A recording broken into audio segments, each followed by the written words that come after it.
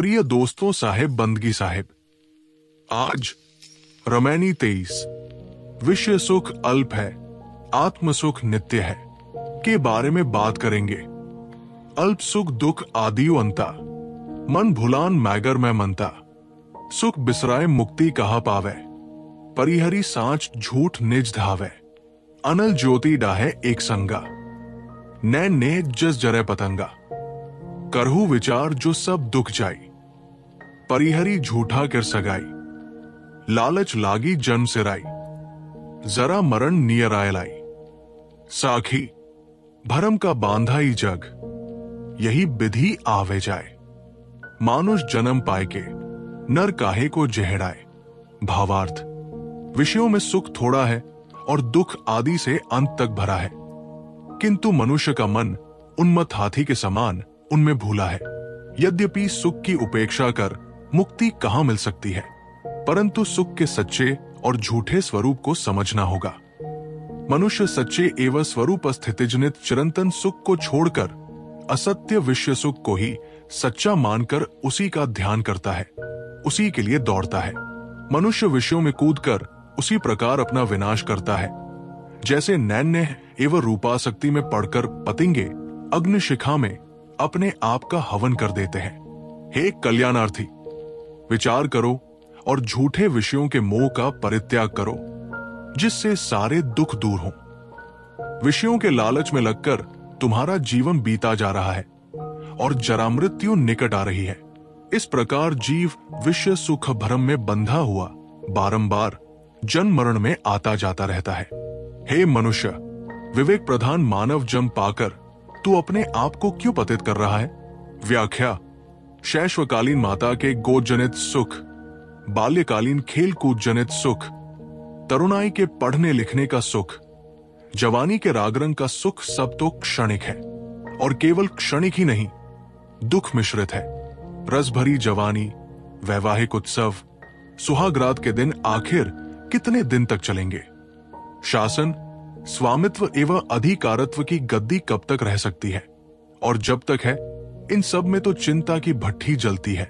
सुख है कहा, संसार में सबसे बड़ा सुख कामभोग मान रखा है, जिसमें है क्षणिक उत्तेजना, नसों की झंझनाहट, शक्ति का क्षय, मलिनता, शक्तिहीनता और बेवकूफ बनकर पीछे पछताना। यही तो है संसार का माना हुआ सबसे बड़ा सुख। इसी के पीछे जीवन भर की गुलामी। इसी के लिए मनुष्य अपनी आधी जिंदगी तैयारी में लगाता है और शेष आधी जिंदगी इसके दुखद परिणाम को झेलने में। फिर इसे सुख कहें तो दुख किसे कहें? ये ठीक है कि एक दो संतान के लिए गृहस्थ को एक दो बार इस भूल में अपने आप को उतारना चाहिए, किंतु जो अपना पूर्ण कल्याण चाहे वो इससे एकदम बरी रहे। फिर आज की दुनिया में जहां संतानों की भीड़ से शासन विचलित है, अधिक से अधिक नरनारियों को अविवाहित एवं ब्रह्मचारी तथा ब्रह्मचारिणी बनकर रहना चाहिए। प्रसंग यहां ये नहीं है कि संसार की सामयिक स्थिति क्या है। प्रसंग एक ज्वलंत विषय पर है कि जड़ पंच विषयों के जितने सुख है, सब क्षण भंगुर है। उनके भोग से इच्छाएं बनकर मनुष्य के चित्त को सदैव उद्वेगित करती रहती है, जिससे वो सदैव पीड़ित रहता है। विषयों के निरंतर सेवन से मनुष्य की विवेक शक्ति सो जाती है और वो अंधा बनकर विषयों के उन्माद में ही प्रमत्त रहता है। उपर्युक्त सुख का खंडन सुनकर कोई घबरा सकता है कि मुक्ति के चक्कर में पड़कर यदि जीवन में सुख का ही खंडन हो जाए तो रहा ही क्या। हर प्राणी दुख से भागता है और सुख चाहता है। सद्गुरु कहते हैं, सुख बिसराए मुक्ति कहां पावे, सुख को भूलकर। सुख की उपेक्षा कर कोई मुक्ति कहां से पावेगा? साहेब कहते हैं कि मैं सुख का खंडन नहीं करता हूं, किंतु सुख भ्रम का खंडन करता हूं। परिहरी सांच झूठ निज धावे। मनुष्य जो सच्चे सुख को छोड़कर झूठे सुख के लिए दौड़ता है, उसका खंडन करता हूं। सद्गुरु ने साखी ग्रंथ में कहा है, झूठे सुख को सुख कहे, मानत है मन मोद। जगत चबैना काल का, कुछ मुख में कुछ गोद। मनुष्य क्षणिक विषयों में सुख कहता है और उसी के उपभोग में आनंद मानता है। संसार के लोग तो काल के आहार हैं। काल किसी को अपने मुख में ले लिया है और किसी को गोद में ले रखा है और अब मुख में डालने ही वाला है। विषय के सुख क्षणिक है और परिणाम में दुख और बंधन उत्पन्न करने वाले हैं, इसलिए इनका त्यागा जाना आवश्यक है। सच्चा सुख आत्मजनित है जो चिरंतन है। ऐसा सुख पाना ही मोक्ष पाना है। जब मन में किसी प्रकार के आग्रह, ग्रंथि, वासना, राग द्वेष आदि नहीं रहते, तब हर शोक समाप्त हो जाते हैं। सांसारिक प्राणी पदार्थ एवं परिस्थितियों के मिलने बिछुड़ने में कोई मानसिक द्वंद्व नहीं सताता। हृदय में निरंतर शांति का सागर लहराता रहता है। यही मोक्ष है, यही सच्चा सुख है। ये सच्चा सुख और मोक्ष अलग अलग चीज नहीं है। ऐसे सुख की उपेक्षा कर मोक्ष क्या वस्तु है जो मिलेगी। अतएव गुरुदेव मनुष्य को तुच्छ एवं बंधनदायी सुखों से छुड़ाकर अनंत सुख का रास्ता बताते हैं। मोह का अर्थ ही है दुख पाते हुए तथा अपना पतन देखते हुए भी उस रास्ते को न छोड़ना। पतंगे अग्नि शिखा में रूप के मोह से चिपकते हैं। अग्नि के पास जाने पर उनके पंख जलते हैं, परंतु वे उससे हटने की अपेक्षा उसमें और चिपककर जल मरते हैं। मोहग्रस्त संसारियों की यही दशा है।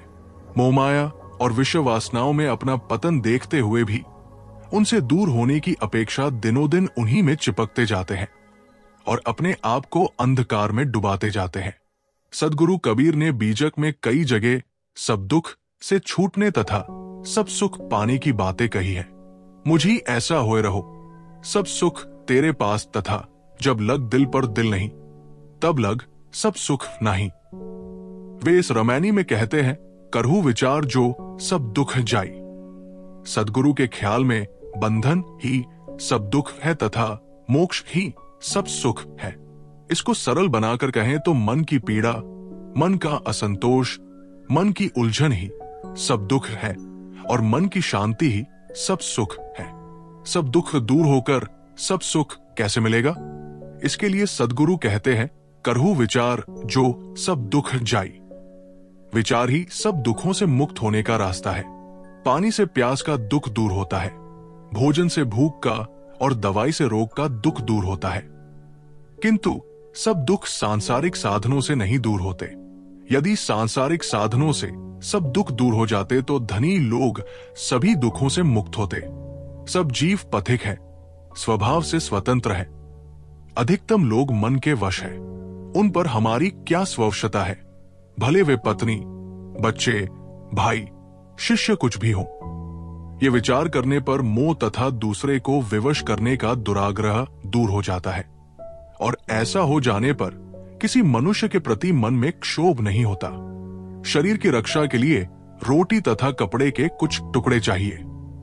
इसके अलावा धन की सार्थकता तो उसे दूसरे की सेवा में लगाने में ही है। ये विचार होने से लोभ अपने आप तिरोहित हो जाता है। शरीर स्त्री का हो या पुरुष का, न विचार करने से वो रमणीय लगता है। थोड़ा विचार कीजिए तो वो हाड़मांस का ढांचा दिखेगा, थोड़ा और विचार कीजिए तो मिट्टी का पिंड। विचार की गहराई में उतरिए तो इलेक्ट्रॉन एवं सूक्ष्म कणों का प्रवाह मात्र है। शरीर नाम की स्वतंत्र चीज ही नहीं है। ऐसे सारहीन शरीर में अविद्यावश ही कामादि वितर्क उत्पन्न होते हैं, जिनका परिणाम इच्छा, वासना, तृष्णा, उद्वेग एवं अशांति है। ऐसे विचार में काम की कहां गुंजाइश? शरीर नाशवान है, मैं अविनाशी हूं, शुद्ध बुद्ध मुक्त एवं असंग चेतन हूं। इस विचार के आते ही दुख का लेश भी कहां रहेगा? सदगुरु कबीर कहते हैं, विचार करो जिससे सारे दुख दूर हों। कोई कह सकता है कि मैं तो विचार करता हूं। सदगुरु कहते हैं कि विचार की कसौटी है परिहरी झूठा किर सगाई। असत्य का मोह छूट जाना विचार का फल है। कोई सांसारिक रागरंग में डूबा हो और कहे कि मैं विचारवान हूं, तो ये उसका अपने आप को धोखा देना है। विचार उदय होने पर मोह शेष नहीं रहता। लालच लागी जन्म सिराई, आदमी लालच में जीवन बिता देता है। कुछ और खा लूं, कुछ और देख लूं, कुछ और कर लूं, कुछ और पालूं, ये तृष्णा नहीं मिटती। इसी में बुढ़ापा आ जाता है और मौत आ धमकती है। विवेक प्रधान कल्याणदायी मानव जीवन का सुनहला अवसर माया की मिथ्या लोलुपता में बीत जाता है। इससे बड़ा प्रमाद और क्या हो सकता है। भरम का बांधा ई जग, यही विधि आवे जाए। बड़ा तलस्पर्शी वचन है। इस प्रकार जगत के जीव भ्रम में बंधे हुए आते जाते हैं। करने, भोगने, देखने, सुनने, खाने, जीने की लालसा रखकर जो शरीर छोड़ेगा, उसे पुनः करने, भोगने आदि के लिए शरीर धारण करना ही पड़ेगा।